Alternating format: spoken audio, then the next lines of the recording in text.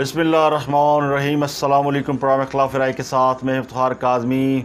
कोई माने या न माने, पाकिस्तान की सियासत तीन बड़े असूलों पर कारबंद है: सिविल बालादस्ती, मुज़ाहमत और मुफाहमत। सिविल बालादस्ती ये अवाम की डिमांड है, ये नवाज शरीफ लेकर दे सकते हैं, नवाज शरीफ कायम करा सकते हैं तो अवाम उनके साथ हैं। और अगर सिविल बालादस्ती का ख्वाब इमरान खान दिखा सकते हैं, वो वादा कर सकते हैं, तो लोग उनके साथ होंगे। तो ये इस मुल्क की सियासी हकीकत है जिसका एतराफ़ सबको कर लेना चाहिए।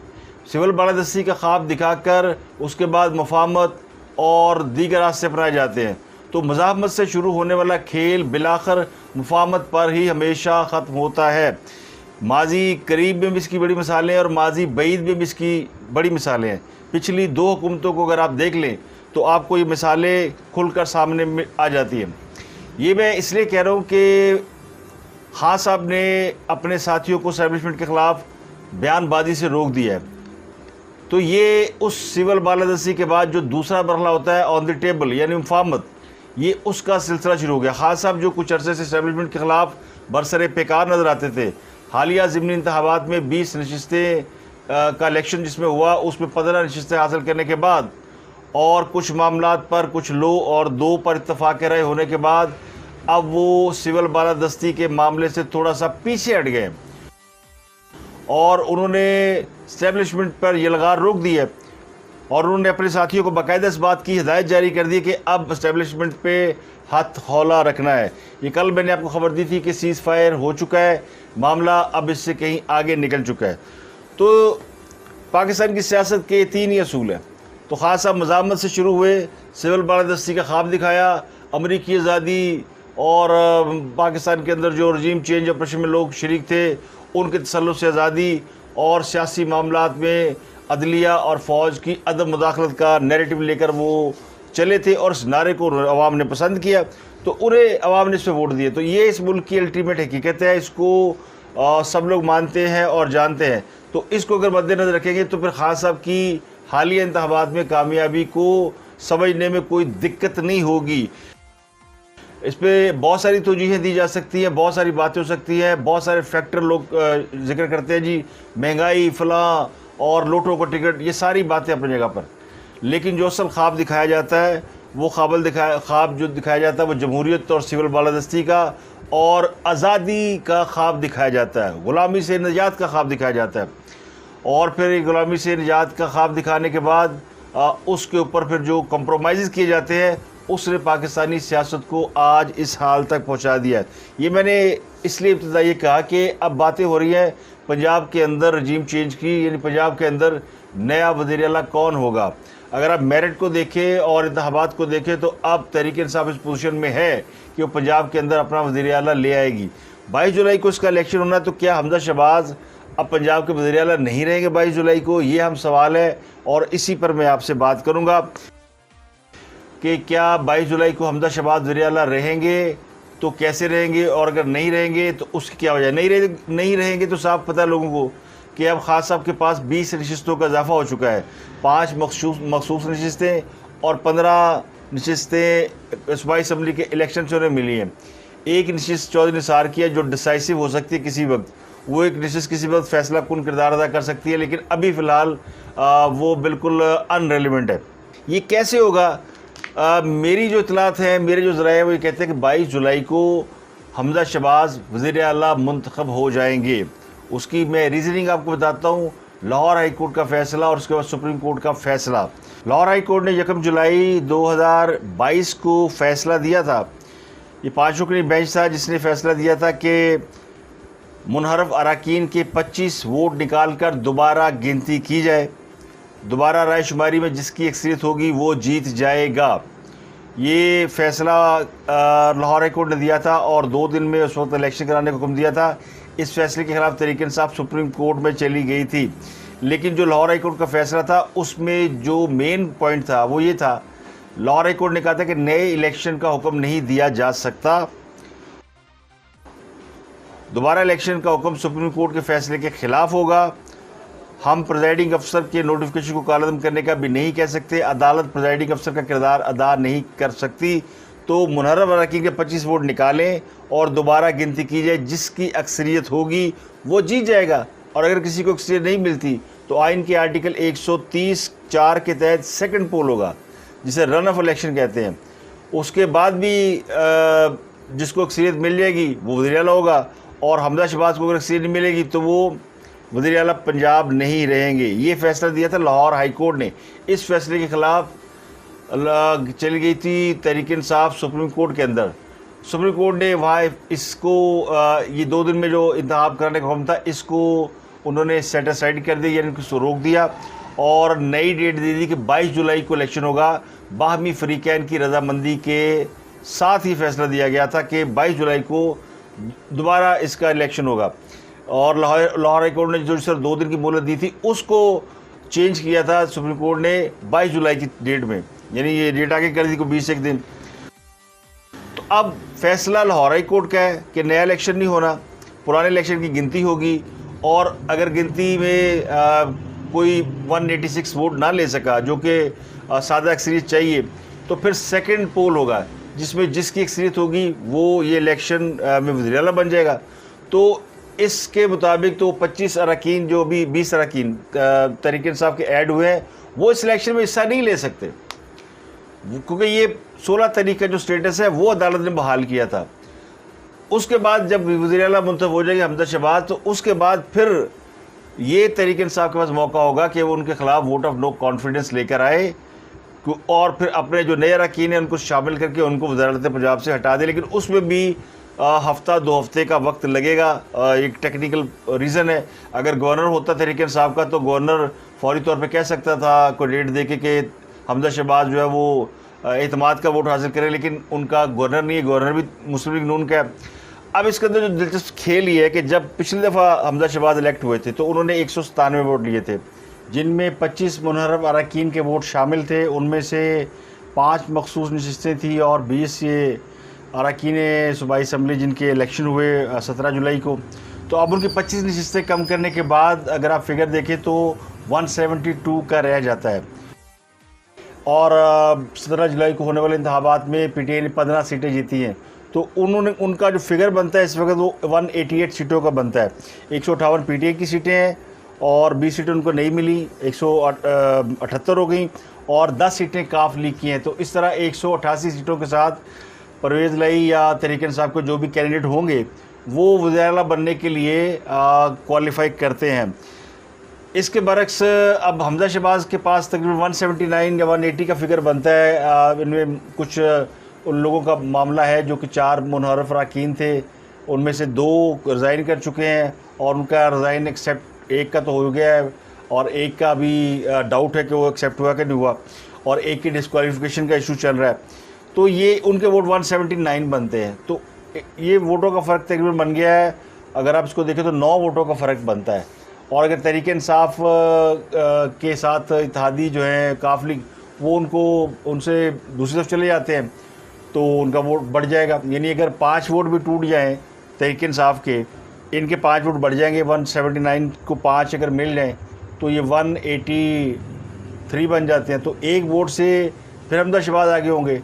तो ये नंबर गेम बड़ा दिलचस्प है कि सिर्फ आपको 5 अरकान दरकार हैं, 10 नहीं चाहिए।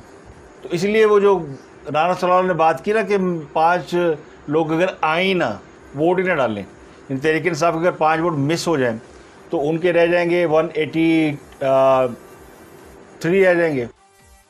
5-7 वोटों का फ़र्क रह गया है।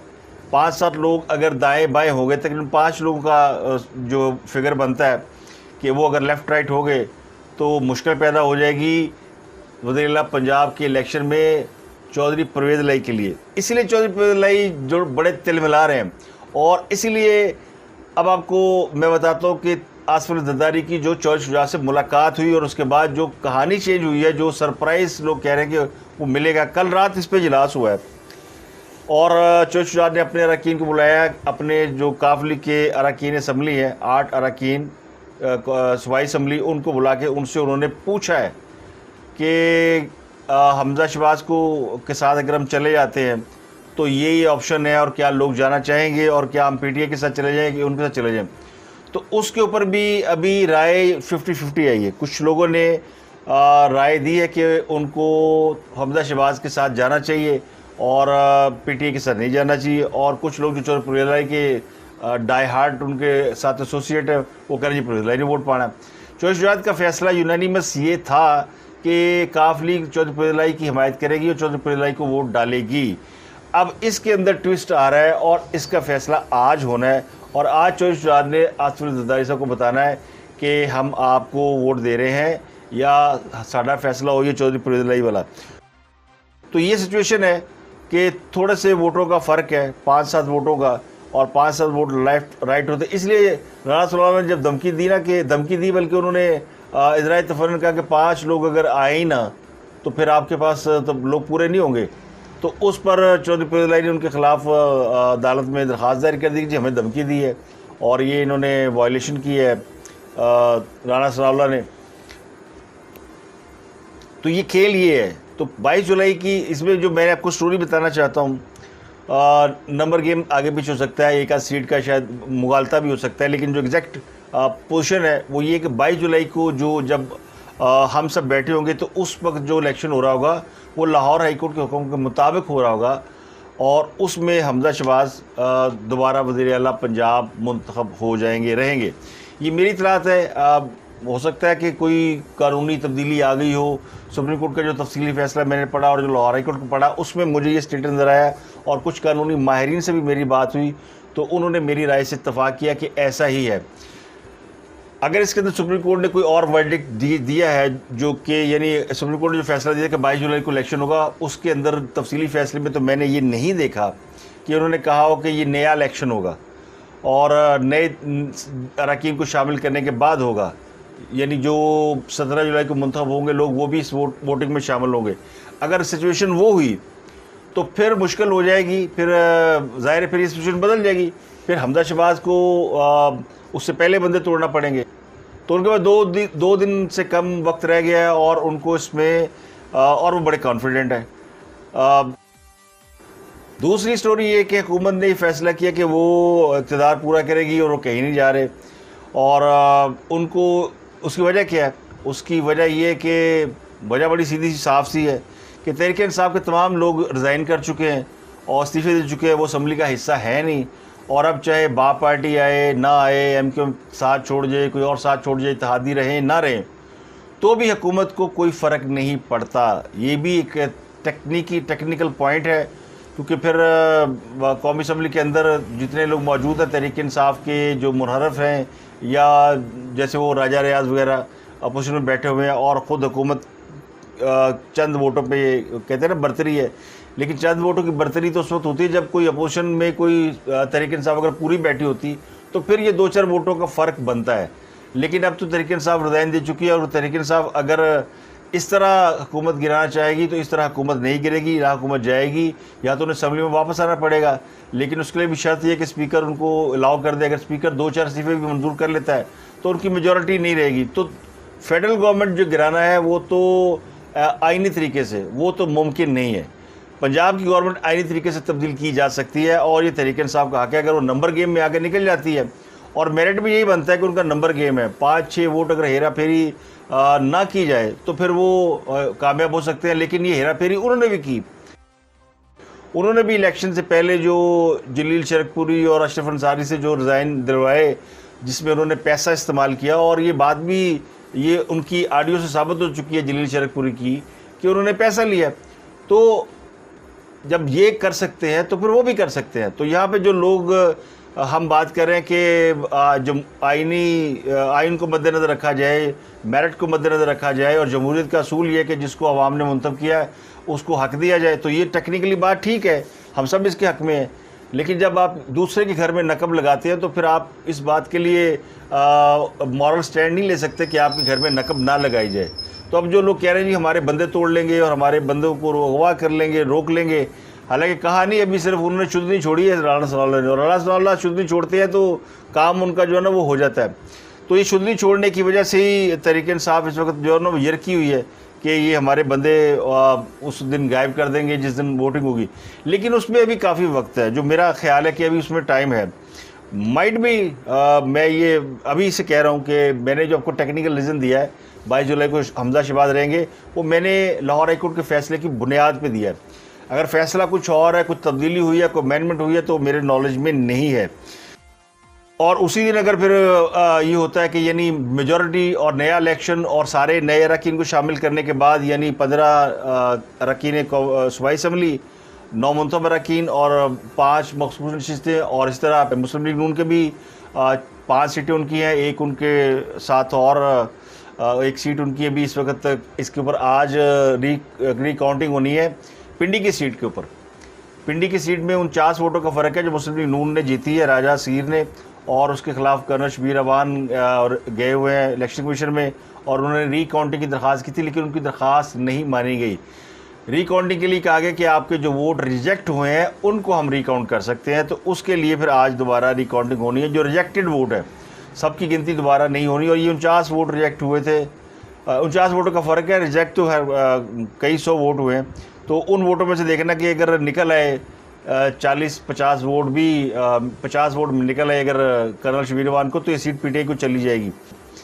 और आरटीएस सिस्टम जो जिसने 2018 में मुस्लिम लीग का भट्टा बिठाया था, जिसके खुद बैठने से पाकिस्तान का निज़ाम ही पूरा बैठ गया था, वो सिर्फ इस कोटा के नशिस्त में बैठा है। इस पर भी क्वेश्चन मार्क है कि वो क्यों बैठा है।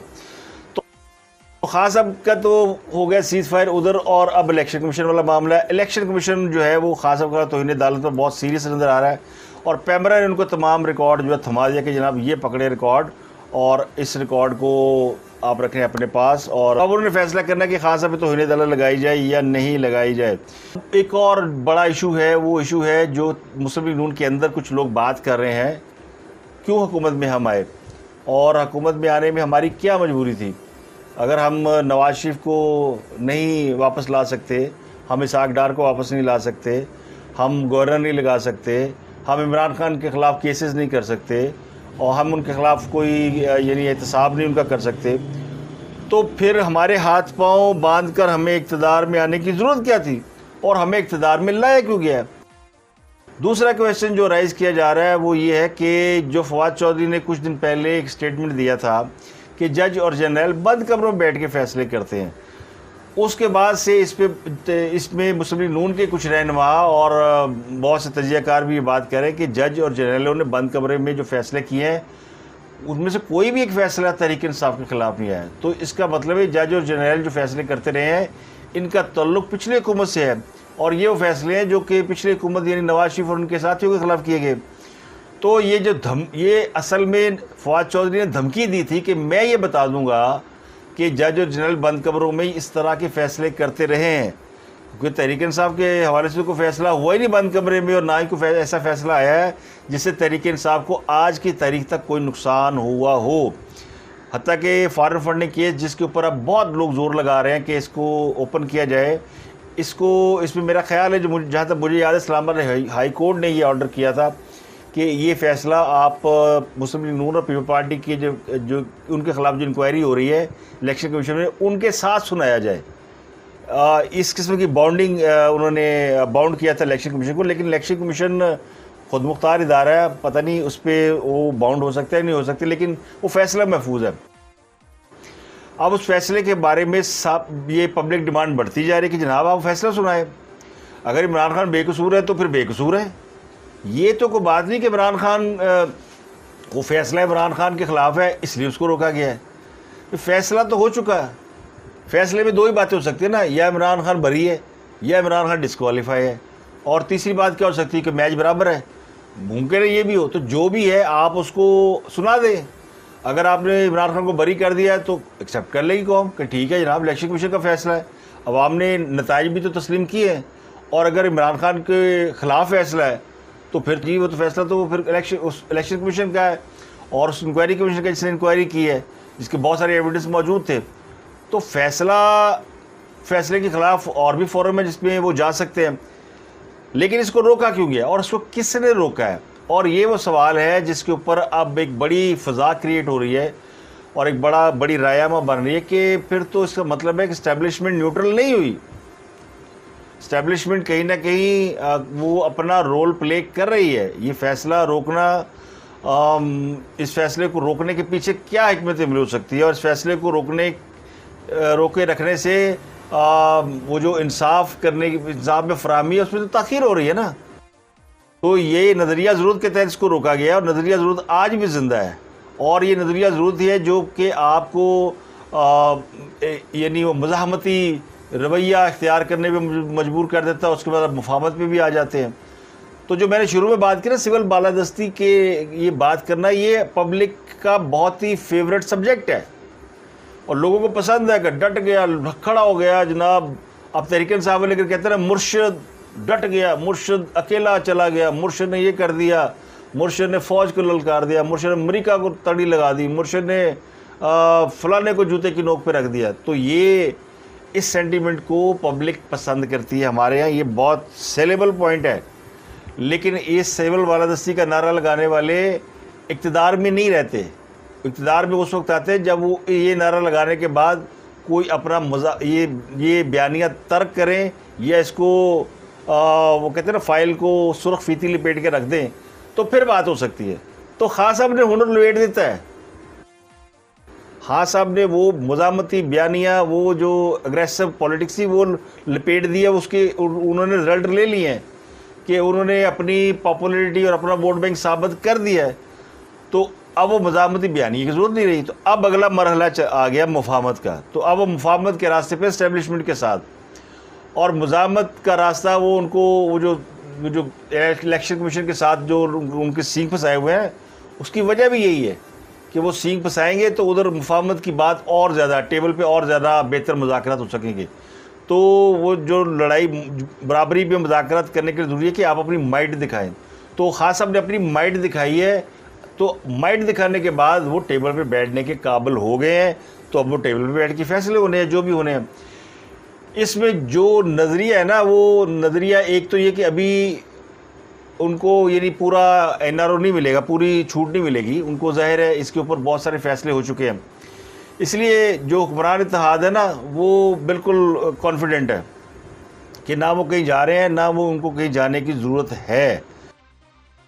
ये जो नून के अंदर जो आवाज़ें उठ रही ना, उसमें जो क्वेश्चन था वो सिर्फ ये था कि अगर जज जनरल ने बंद कमरों में फ़ैसले किए हैं तो फिर उन फैसलों को वापस होना चाहिए या उनकी बात होनी चाहिए। तो वो मांग रहे हैं कि जनाब एनी ऐसी खे खादी, इतनी हमने अपना वोट बैंक ख़राब किया, इतने आपके कहने पे हमने सब कुछ ये कर दिया और मुल्क बचाया या सियासत कुर्बान कर दी और मुल्क की मफादात को मद्देनज़र रखा, जो भी आप कह लें, होता तो सब कुछ इक़्तिदार के लिए ना। तो आप जितने मर्ज़ी उसको नारे दे दें, वोट को इज़्ज़त दो और जो मर्ज़ी नारे दे दें, या अमेरिका से आज़ादी, या मुझे क्यों निकाला, या रजीम चेंज ऑपरेशन, और अदालतें क्यों खुली रात को, और मीर जाफ़र मीर साहब, जो मर्ज़ी आप बयानिया इख्तियार करें, एंड ऑफ द डे उसका जो नतीजा है वो ये है कि जनाब हमें कुर्सी मिल जाए और उसके बाद फिर देखी जाएगी जो होगा, फिर तो कहानी ख़त्म।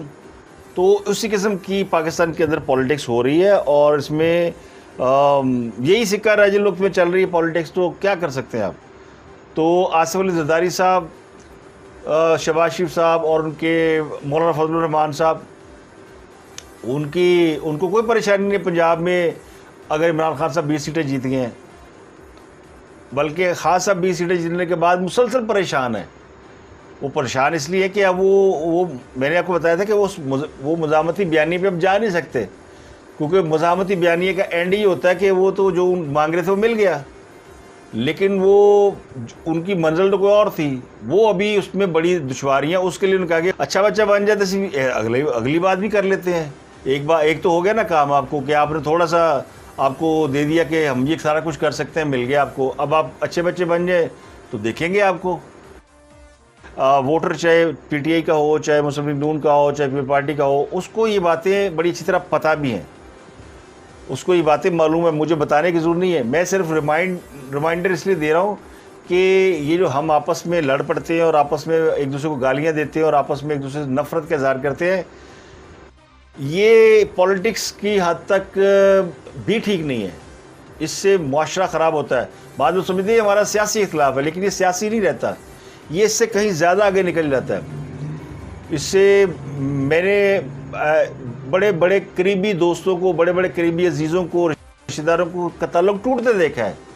तो सियासत ने हमारे जो मुआशरे के ऊपर बुरा असर डाला ना, वो ये खान साहब की जो पिछले 3-4 साल की पॉलिटिक्स है ना, उसकी वजह से कुछ ज़्यादा असर पड़ा। इससे पहले भी होता था, लेकिन इस तरह लोग एक दूसरे से ज़्यादा ब्रेक नहीं होते थे, टूटते नहीं थे। इलेक्शन होता था, जो पार्टी जीतती थी उसके बाद अपना काम करने में लग जाती थी और लड़ाई ख़त्म हो जाती थी। खान साहब ने इलेक्शन जीता या जितवाए गए, उसके बाद उन्होंने लड़ाई ख़त्म नहीं की, उन्होंने मुसलसल लड़ाई में रखा। तो 3-4 साल लड़ाई में रहने के बाद वो फिर लोग आदी हो गए। अब वो तरीके इंसाफ वाले तो मार देंगे, मर जाएंगे, हाथ ना लगाओ, ये ना करो। तो ये जो एटीट्यूड है, ये उनका खुद का अडॉप्ट करता नहीं है। ये मुसलसल आप हैमरिंग करेंगे तो फिर ये सारा कुछ हो जाएगा। ये अब लुबेलबाब आपको आखिरी चंद खबरें आपको बताते हैं कि उमर ने इलेक्शन कराने से इनकार कर दिया। वो कहते हैं कबल वक्त इंतखाबात नहीं हो सकते, जाओ नई डेट देनी डेट। खान साहब ना हो गई कि हमने इलेक्शन नहीं कराना, अब खान साहब ने जो करना कर लें। खान साहब ने पता उनको कुछ नहीं कर सकते। सीट इलेक्शन में उनको जिता दिया, नया इलेक्शन होना नहीं। अब खान साहब क्या करेंगे? अब फिर सड़कों पे निकलें, लॉन्ग मार्च करें, अब फिर हंगामा करें, अब फिर वो करें। तो अब उनके अंदर वो जो लोगों का गुस्सा था ना, लोगों के पास जो सबसे ज़्यादा आवाम के पास जो हथियार होता है किसी भी अपने गुस्से का इजहार करने के लिए, बदला लेने के लिए, वोट होता है। अब लोगों ने वोट डाल दिया है, तो मैं यकीन से कह सकता हूँ कि वोट डालने के बाद वो वाला जो उनका गुस्सा था वो उसका लेवल नीचे आ चुका है। अब उनके अंदर वो गुस्सा, वो एंगर नहीं है। अब अगली लड़ाई फिर कुछ यानी खुद भी लड़ें, जिन्होंने हुकूमत करनी है, बाकी काम तो उन्होंने करने हैं। तो अब ये मामला उनकी कोर्ट में चला गया है। तो इसका लुबेलबाब ये अल्टीमेट ये कि खान साहब ने हाथ कुछ नहीं आया और उन्होंने बड़ी एफर्ट की और उन्होंने अपना वोट बैंक भी साबित किया, उन्होंने अपनी स्ट्रीट पावर भी शो कर दी है, बड़े जलसे भी कर दिए हैं, उन्होंने अपने डंड भी शो कर दिए, डॉलर भी शो कर दिए हैं, उन्होंने मुज़ाहमत भी कर ली है, उन्होंने सिविल बालादस्ती का नारा भी लगा दिया। सारी उन्होंने ताकतें आजमा ली हैं, जितने कार्ड थे उन्होंने खेल लिए, उनका रिजल्ट भी हासिल कर लिया है। अब असल खेल ये कि इसको उन्होंने कन्वर्ट करना है, कन्वर्ट इनटू ये कि अब वो इलेक्शन करा लें वक्त पे, जो कि हुकूमत नहीं मान रही और कह रही हम नहीं कराएंगे। तो अब वो फिर उनको सड़कों पे आना पड़ेगा, कुछ और रास्ता इख्तियार करना पड़ेगा। पंजाब में अगर वो गवर्नमेंट बनाते हैं तो गवर्नमेंट उन्होंने बनाने के बाद गिरानी नहीं है। केपीके में उन्होंने अभी तक गवर्नमेंट नहीं कराई। तो खान साहब भी, ये मैं आपको बता दूं, मेरी बात लिख ले, खान साहब भी इक़्तिदार में आने के इस वक्त ख्वाहिशमंद नहीं हैं। उसकी वजह बता देता हूँ कि इस वक्त इक़्तिदार में आना ओखली में सर देने के मुतरादिफ है। मुल्क की इकनॉमिक कंडीशन ऐसी है कि इमरान खान भी नहीं संभाल सकेगा। इमरान खान का इंटरेस्ट सिर्फ इतना है, वो जो इलेक्शन कराने का मुतालबा कर रहे हैं, उन्हें पता कि ये बात तो मान ही नहीं, लेकिन एक पोलिटिकल स्टांस तो रखना है ना। अगर वो कहेंगे अच्छा जी अगले साल इलेक्शन कराओ, तो उनके वोटर सपोर्टर कहेंगे जनाब तुम एवं सकता ट्रक की बत्ती पीछे लाया ऐसी कि अगले साल इलेक्शन कराओ, तो फिर फ़ायदा क्या हुआ इतना जोर लगाने का। जो जल्द इलेक्शन, इमरान खान के वोटर की ख्वाहिश ये थी कि इमरान खान से वापस आएँ, जो कि उन्होंने वोट डाल के उनको रास्ता दिखा दिया है। लेकिन इमरान खान साहब अपने खुद को इतना आगे ले जा चुके हैं कि उनकी वापसी के रास्ते फ़िलहाल खुलते नज़र नहीं आ रहे। अब वो मुज़ाकरात में एंगेज हो जाएंगे, मुफाहमती फार्मूले पे चलेंगे, ठंड प्रोग्राम जिस तरह मुस्लिम लीग नून मुज़ामत फिर 1.5 साल उन्हें लग गया, मुफाहमती उस टेबल के ऊपर आते आते आ गए। बहरहाल आप देखिए सिविल बालादस्ती का बयानिया तर्क किया, उसका नतीजा सामने आ गया, लेकिन मुफाहमत के बाद इक़्तिदार भी तो मिल गया। और अब अगर खान साहब को इक़्तिदार चाहिए तो फिर उन्होंने भी गोड्या पर डिगना पड़ेगा और ये मुज़ामती और ये सारा बयानिया तर्क करना पड़ेगा। लेकिन अगर वो ये तर्क करते हैं तो अगला इलेक्शन होना था नहीं है, तो अगला इलेक्शन फिर किसका है ये आप खुद सोचें कि गेम क्या हुई है। आज के लिए इतना ही, आपसे मुलाकात होगी कल। अपना गिरदुनवा के लोगों का बहुत बहुत ख्याल रखिए।